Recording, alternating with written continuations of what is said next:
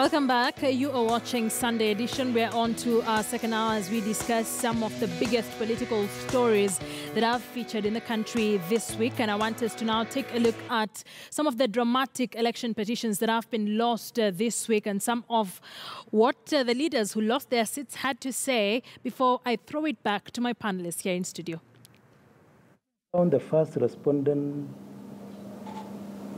was not validly elected. The consequential order which commends itself is that a declaration which I hereby make that the election of Owino Paul Ongili Babu, the first respondent herein, as member of the National Assembly, Bagas East constituency, is annulled and the election be repeated in accordance with the Constitution and the election laws. The decision has already been taken by the legal team here to file an appeal. I believe my learned colleague, Mr. Awele, his staff at his office are already filing the appeal as we speak. We will fight this particular decision until we find what we consider to be a true reflection of the will of the people of Embakasi. I'm strong. I'm not a person who can be brought down easily. Yes. If it is God who created me, there is no man who can decide my destiny.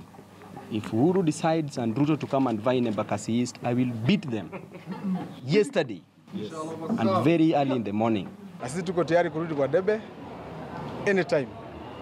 Tutaendelea. Nimesikia marafiki yangu wakisema wanaenda appeal. Hakuna shida, tutasonga huko mbele.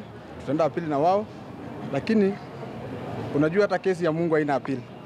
Ikifika ni siku ya nyani kukufa, miti yote inateleza.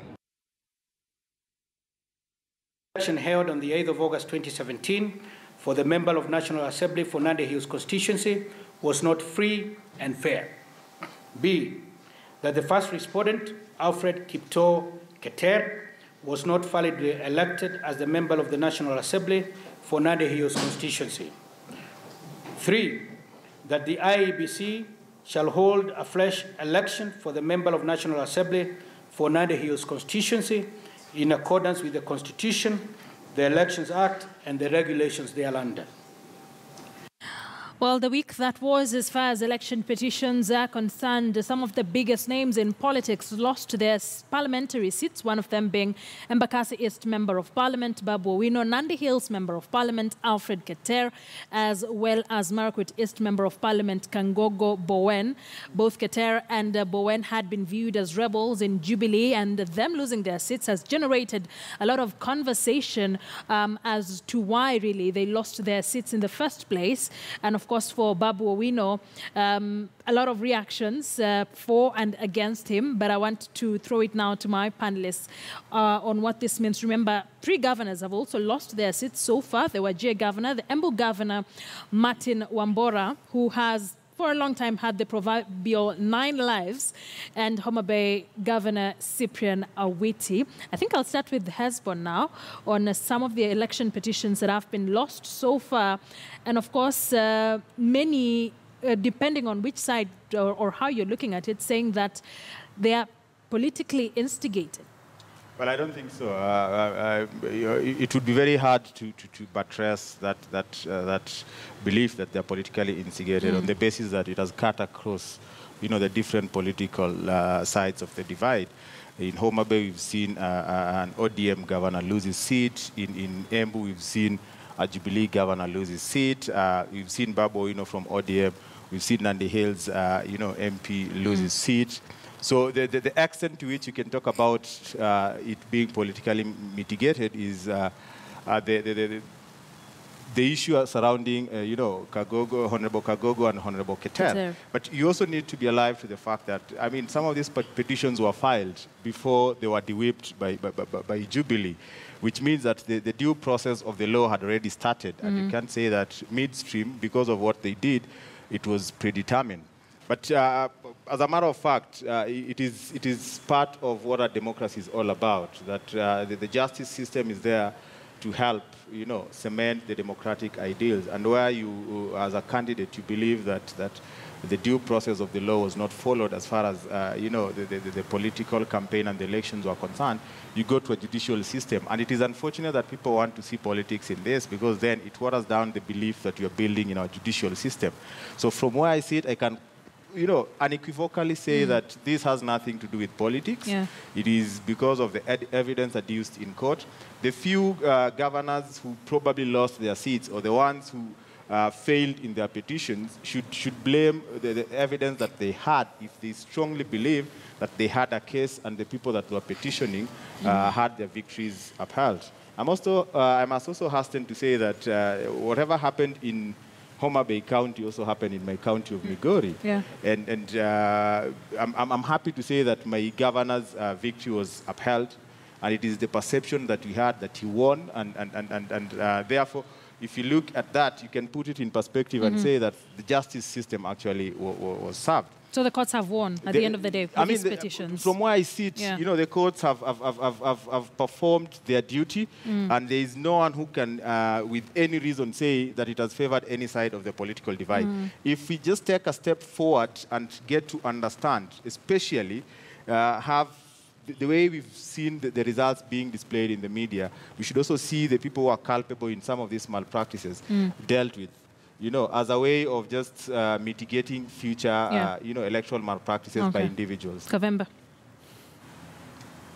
I think I want to agree with my co-panelist here, that this is mostly to do with what has been adduced in court regarding the cases. And I think it's also about the judiciary asserting itself more on its role when it comes to electoral disputes. Yeah. Because it didn't just start with this. You remember they started with the presidential petition, which is a history that was made. And it followed suit, because if the junior courts have to borrow from the senior court, then it means that if there's reason to nullify an election, then that election should be nullified. And I think that has been the spirit. I think it's a good thing. And instead of politicizing what the courts are doing, then people should put together their solid cases to appeal for those who are not happy about what happened. Actually, most of them are going to appeal. Which is okay. That is what should happen. Instead of trying to cast aspersions and draw conspiracy theories about why the judges ruled the way they did, just go back to court, put together your evidence to prove why that ruling that didn't favor you was wrong. And if need be, go up to the Supreme Court, because there is leeway to do that. The law allows you to do that, so that at the end of the day, whatever decision that comes out of the court should be purely on the basis of law, on the basis of evidence, and nothing to do with political shenanigans, because in court, it is not about that. It is about the evidence that has been adduced and where the scale will fall. So if the scale falls that the election was not conducted as per the law, the constitution and regulations, then if nullification is the way to go, so be it. I think that will also mean that all stakeholders in the electoral process will know that there is no room to leave anything to chance, and that if they do, then the courts are going to do the needful. And like my co-panelist here, Esbon, said, I think the other thing that we need to do is to start seeing the consequences of people found guilty of election offences. Yes. Because we have the Election Offences Act. And so far, I've never seen a politician who's been punished because of their role in some of these things. Or even an IEBC official held accountable because of the role they played in probably a nullification of whether it is laziness, whether it's incompetence, because there are legal provisions to take care of all those cases, because it will still continue being business as usual for as long as we also don't target the culprits who are making us, these are very expensive affairs. Yeah. Even a by-election is going to cost millions. That is our money. So if it is one person who probably was an official of IEBC or whatever employee of the state who is found guilty, then I think there should be consequences. That is the only way we are going to deal with impunity in matters elections. And there has been outcry, mostly from those who've lost petitions. Like I remember when Alfred Keter, MP Nandi Hills, I'm not sure whether we should still be referring to him as that, but he came out strongly and said that the judge had been paid. He knows who is behind his words. knows currently it's because of his rebellion and that he will continue to speak his mind. The same with the Marakwet East MP, Kangogo Bowen. I mean, what do you think about some of these utterances that these leaders are making against the courts when decisions don't favor them? Now, the common thread among all the MPs who've lost, starting with Babu Owino, he blames that petition, the nullification, on President Kenyatta and the Deputy President. And then when you go to Bowen and Keter, they behave in a manner suggesting that they're being punished because they're seen as rebels pursuing independent lines in the National Assembly. But that is somebody really wants to build political capital, who is saying that the Deputy President that is probably so powerful, he can influence decision-making at the judiciary. And from the time we got a new constitution with Maraga on board now and the other Chief Justice, the judiciary is seen largely to be independent, that's as an institution, and also the judges enjoy decisional independence. So they're the ones who are taking the decisions. And in the event that Keter has got evidence that a judge was compromised and he can trace the money trails, the way it was going to central bank, then he needs to present that evidence before another competent court so that they can actually establish a judge has been compromised. Because again, people say we're in Kenya, some of these judges, there are allegations that they're being compromised, and part of the reason why the fees are so high is the judge has been told, well, this is the amount of money that I'm going to give you, but you can recover a bit of it from the petitioner or from the respondents. So there are those murmurs that the Chief Justice must address. But the most important thing is we've got an appeal mechanism. For instance, Martha Karua was disappointed with the ruling, with the judgment at Kirinyaga. She decided to go to the Court of Appeal, and the Court of Appeal has pronounced itself. So Keter ought to do the same, Bowen ought to do the same, and Babu Owino needs to do the same. Go to the Court of Appeal. And if for some reason you're unhappy and the Supreme Court entertains your matter, still go to the Supreme Court and make your case. But the only pressing issue is now those costs, which are becoming very high. I mean, asking somebody who has lost a petition to pay 10 million bob, then it brings into question whether or not that's not a violation of the Bill of Rights and Article 48. Because if the cost of justice becomes so expensive, if Mark runs against me and I give him a beating and he thinks I've stolen the election and he's unable to get 10 million, then I'll be serving essentially in the National Assembly or the Senate or whatever position through fraud. So we need to lower the cost. And maybe there needs to be a conversation to fix the cost maybe at 1 million or 2 million at a figure which is acceptable. Or even maybe these lazy members of the National Assembly, a number of them are very lazy, maybe they can create a fund for this so that people do not fear going to the National Assembly, or rather, they do not fear to go and file a petition. Because there is concern that post-2022, most people would fear taking election petitions to court because of the costs that are slapped on them when they do and they lose. I mean, that's a primary fear. I mean, I saw a petition in Trans Nzoia, a young man who said he's unemployed. He's been told to pay 5 million bob. I mean, now, so this guy, I'm wondering whether he's going to back to his father and say, give him a piece of land, I sell it to pay for this petition, or he's going to be committed to civil jail. But on the extreme end, again, you have petitioners who are very frivolous. They come up with funny petitions which are not anchored in law.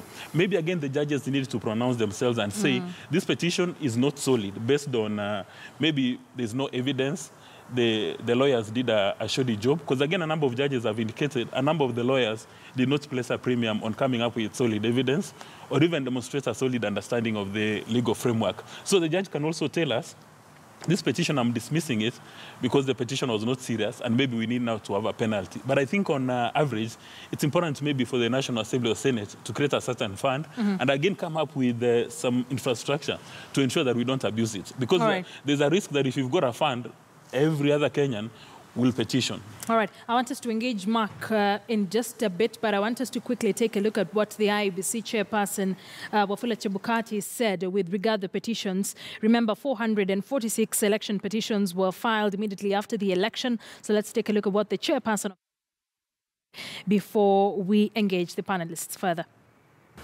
In terms of petitions, of course, petitions in courts check on the excesses or inadequacies of the commission in rendering the election. And it's a test of what we did. Arising out of the elections, the 7 elections last year, 6 in August and 1 in October, 446 petitions were filed, ranging from MCA to party nominations and governor and so forth. So far as of last night, 325 had been determined by the court, out of which 3 governor petitions were allowed by the courts, 5 members of parliament, 8 MCS, and 9 party list cases. You know the party list nominations, which is roughly less than 5% of the number of elections which have been determined. As far as we are concerned as a commission, that is an allowable percentage. In any statistics, there's always a margin of error, and it falls within that allowable statistics. As a commission, we are ready to conduct the by-elections in those areas once the processes are over. I understand some of the petitioners have filed appeals in the Court of Appeal, and if that has been done, they require about, the law says 6 months, it gives 6 months the Court of Appeal to finalize those appeals, if any, have been filed. So you may not see by-elections now, maybe they'll come later, but if and when they come, the Commission is ready to handle them. All right, back, of course, to the conversation of by-elections after some of these election petitions have been determined. Some of these by-elections that we are likely to see, like, of course, if they fail at the appeal stage, like Nandi Hills, like Margaret East, like Embakasi East, what will they mean for the specific political parties? Allow me first to answer the first part. I think what irritates me about a politician who comes out and there was more votes than were people voting in a polling station, and there was violence meted against supporters and detractors alike. And then they come out and they say God is defending them. Which God is this? You know, the Kenyan God is very malleable to our own whims. This is what I mean, monkeys in suits. You cannot organize for violence and then come and say, oh, God will defend me. Which God? Satan, maybe, but not the God of any other civilized religion. And as such, that tells you the kind of mentality that we have, that justice is only my opinion, that if it is contrary to my opinion, then it's not justice, and we need to change that. Now, speaking to these by-elections, definitely, it's going to be an interesting period should they not appeal, because if there's an appeal, then they'll continue to stay in office. But if the elections do go forward, the elections of Keter and Babu would be very interesting elections because of their position being seen to be quite anti-establishment. And I can imagine in the eyes of Jubilee, they would want to stamp their authority within the Rift Valley, because you do need a stabilized Rift Valley vote into 2022 if you're going to run as William Ruto. So definitely that will be something that William Ruto and the Jubilee Brigade would be looking very keenly to retain within the party. Whether that means retaining Alfred Keter or kicking him out, that's another question. Again, for Babu Owino and Embakasi East, let's not forget that Nairobi used to enjoy 56% NASA support. But now, with Embakasi East, it is an opportunity for NASA to show whether the loss of Kidero was a fluke or they still have that muscle. But then again, in both of these cases comes the element of the criminal cases they're involved in currently and the possible criminal charges that will be put against them based on the rulings. Because if they were illegalities, then someone must have committed those illegalities. Are we seeing a situation where they could be barred from running again? My hope is out of all these petitions, there are few characters, and I hope the fellow from Northeastern, the governor with the fake degree, will not be allowed to run again. That would be very mad. But I hope a few of them, just to set the precedence that we are not playing with our electoral rules and regulations, some of these people should actually be barred from running again based on their behavior, based on, in fact, just based on what they say in public. We need to get to a point where this chapter 6 of the Constitution needs to mean something. I cannot call people dogs, and the next minute I am your MP, and the next minute I'm giving a testimony in church. These things need to change. Heads must roll, yes. You think? But husband, do you think the manner in which election petitions have been handled this time round after the August 8th elections, do you think in any way it will affect how Kenyans enter into elections in 2022 and how even our leaders will be behaving? I think it will to a great deal. And I think IBC must be smiling because what is coming out in the manner in which the petitions have been conducted basically gives some vote of confidence in what IBC did, that there is no one side of the political divide that can say that they were not involved in some sort of mischief. So to that extent, I think IBC has some data, just like Wafula Chebukati was giving, to back, the fact that, they did the best that they could do. What I don't agree with in his statement is that it is allowable. There's nothing like allowable, a margin of error. We need to see heads rolling. My friend here wants to see politicians' heads roll.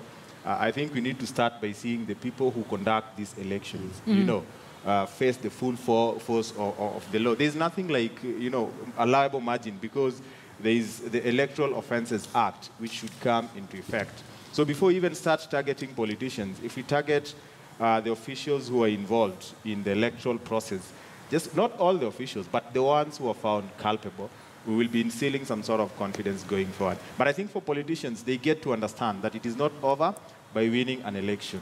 And the conduct of a politician is coming under a lot of scrutiny. If you listen to a lot of political commentators, a lot of conversations on both the legacy and the social media, there are a few people who probably would start evaluating a lot more what they say in public, their conduct in public. It might be a lot more difficult, to enforce that and block them. But I think they are losing a number of votes. I've met a few people who are very Nazarite, but then they find it uncomfortable identifying with Babu Owino. I've seen a lot of people who are Nazarite, but they are very comfortable with what Honorable Keter is doing, because they are looking at Honorable Keter as a leader who is representing the people of Nandi Hills and not, the interest of his political party. So the party. Dynamics are also changing? Yeah, the dynamics are changing quite a lot. And I think going forward, it's a good thing for anyone who wants to get into the political competition. All right. Do you have anything to say on that? I have something to say about if we have the ensuing by-elections, and especially in 3 constituencies. There is the Alfred Keter constituency, there is the Kagongo constituency, and there is the Babu Owino constituency. So Kagongo and Alfred Keter have already come out as rebels who've even defied the party leadership, and that includes the deputy president, who's the political kingpin of the regions. So it would be interesting to see how that falls out, because at the end of the day, it might pose a big challenge to the two of them to overcome the wave of having defied the deputy president. But again, this is politics, because if you remember, even in the last parliament, Keter was still quite not... he was still rebellious, and yet he made it back, and on a Jubilee ticket. So this is a make or break for most of these politicians. Especially the two of them. In Nairobi, it's Embakasi East, the Raila won the presidential vote there. So you can authoritatively say that the number of registered voters who are pro-NASA in Embakasi East are more than those who are pro-Jubilee, basing it on the presidential result. But again, there is a lot that is happening in NASA currently. Like, for instance, during the 8th August election, Wiper opted not to have a candidate there, so that they don't divide the vote and Rusklis into Jubilee. The question is now, with what is going on, are they again going to do the same, or are they now going to decide that everyone for themselves? And if they decide that everyone for themselves, then the margin between Raila and President Uhuru in that constituency was not that big. If you bring in the aspect of Wiper having a candidate, ANC probably having a candidate, Ford Kenya having a candidate, then it leaves the race open. It could go either way. Either way. Very interesting by-election it would be to watch if things go as... If they fail in their appeal that Babu Owino says they will be filing in court. I want us to quickly take a short break. When we get back, we discuss Kenyatta National Hospital, the woes that continue to follow, the largest referral hospital in the country, and of course the reaction that came from members of parliament, most of them from Rift Valley, after Lily Koros, the CEO of KNH, being sent on compulsory leave because of some of the mishaps that we are witnessing from that particular hospital. Stay tuned. This is Sunday Edition. Don't go too far.